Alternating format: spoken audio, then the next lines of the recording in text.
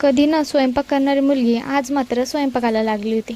ते कसं झालं आहे ना, मम्मी कालपासून गावाला गेली, त्यामुळे ही सर्व जिम्मेदारी फक्त माझ्यावरतीच आली. आता माझ्या छोट्या बहिणीला पण मी काही सांगू शकत नाही, कारण तिला सकाळीच कॉलेजला जायचं असतं. आई काही चपात्या खात नाही, म्हणून आईसाठी मी भाकर बनवली होती. मला माहिती आहे एकदम परफेक्ट नाही बनवली, पण मला जसं जमते तसं करते मी, कारण अजूनही मी स्वयंपाकामध्ये काही अजून परफेक्ट बनलेली नाही. त्यानंतर मग चहा वगैरे बनवून पिला. त्यानंतर मग मी भाजी बनवायला घेतली होती. आता ही भाजी पण मी माझी मम्मी बनवते त्या टाईपमधूनच बनवली होती, आणि ती पण खूपच जास्त टेस्टी झाली होती. आता स्वयंपाक केला होता मी म्हणल्यावरती किचनमध्ये सगळा राडाच करून ठेवला होता. त्यामुळे मग किचन वाटा वगैरे घासून काढला. त्यानंतर मग घरातले जरा कामं केले, आणि आता मी खूपच जास्त थकून गेले होते एवढे कामं करून करून.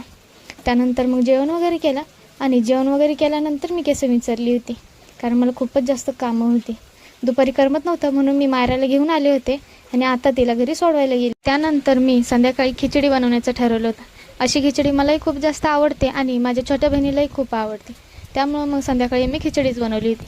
तर असं होतं माझा आजचा दिवस. व्हिडिओ आवडले असेल तर लाईक करा आणि फॉलो करायला विसरू नका. भेटूयात पुढच्या व्लॉगमध्ये. तोपर्यंत बाय.